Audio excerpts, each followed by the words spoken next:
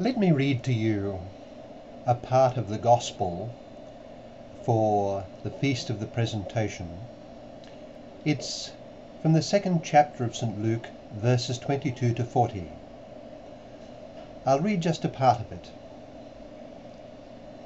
When the days were completed for their purification according to the law of Moses, Mary and Joseph took Jesus up to Jerusalem to present him to the Lord, just as it is written in the law of the Lord.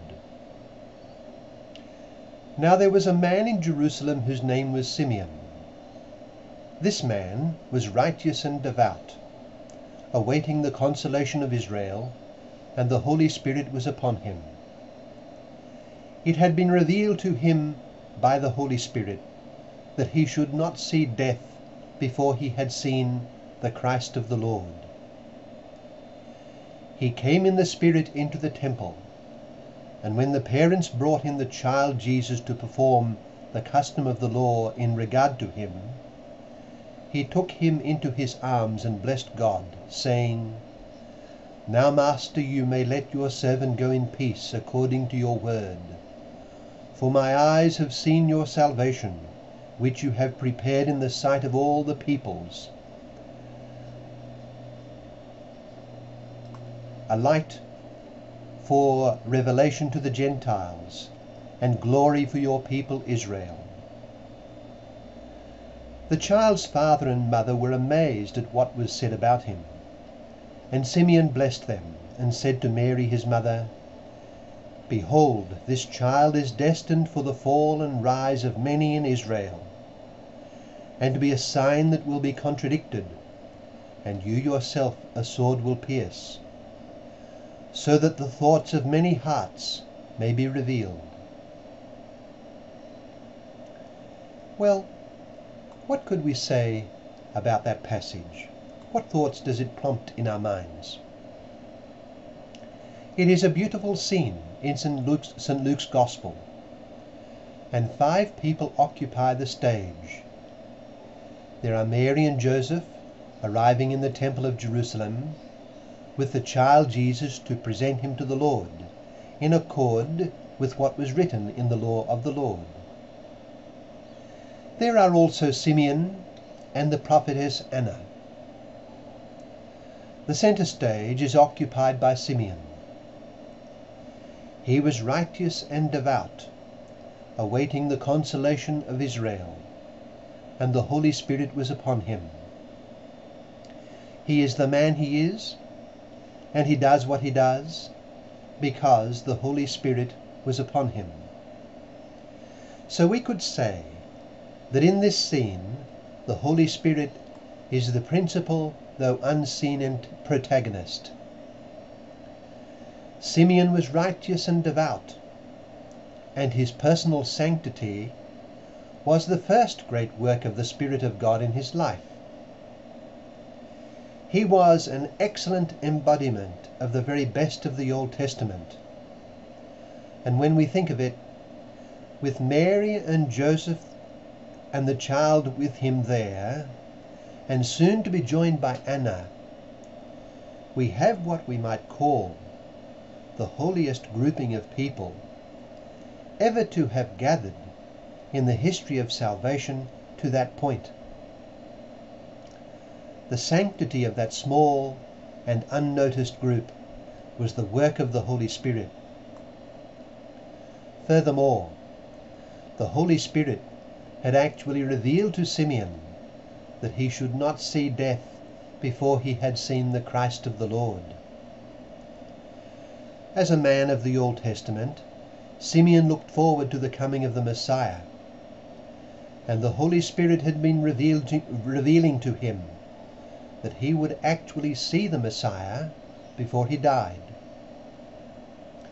And now, with the parents of Jesus in the temple, Simeon was led by the Holy Spirit to the couple, and in the Spirit he praised and thanked God and uttered his prophecy about the child whom he held in his arms. It is interesting to notice that through the words of Simeon, the Holy Spirit revealed to the parents of Jesus, and to Mary his mother in particular, some new things about the child and his mission. The angel had told Mary and Joseph who the child was, and that his mission would be to save his people from their sins. Here they learn that this child is destined for the fall and rise of many in Israel, and to be a sign that will be contradicted. And you yourself, Simeon tells his mother, a sword will pierce, so that the thoughts of many may be revealed. So somehow rejection and immense suffering would be an integral part of his redeeming work.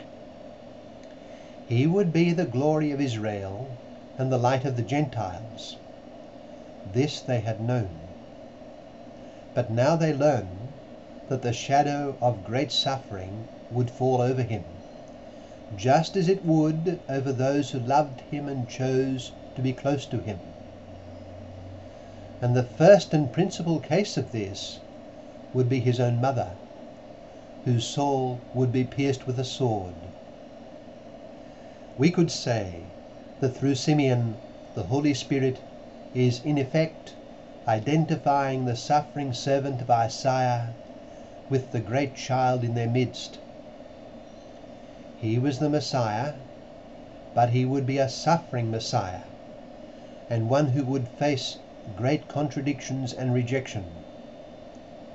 His Holy Mother, the first of his disciples, would share in this suffering, and implicitly so would all who follow him closely. This was Simeon's prophecy, and it added to what Mary and Joseph had been told by the angel. So it seems that the Holy Spirit had been training Simeon in holiness and preparing him as well for the moment when he would enlighten the parents of the child in the plan of God. Mary, we are told in these early chapters of Luke, treasured everything in her heart. She was being aided in her role as mother of the Redeemer. So thinking of our scene today, let us contemplate the person and action of the Holy Spirit. In his Acts of the Apostles, St. Luke takes a special interest in the Holy Spirit and his action in the early church. From the earliest chapters of the Gospel, he is likewise attending to the person and action of the Holy Spirit. He sanctifies and prepares people for the coming of the Redeemer. Thinking of the example of Simeon, let us ask him to come into our lives with grace and power, enabling us to be holy in God's sight and truly equipped to bear witness to Jesus before others and before the world. Let us read and ponder on that chapter from St. Luke. Chapter 2, verses 22 to 40.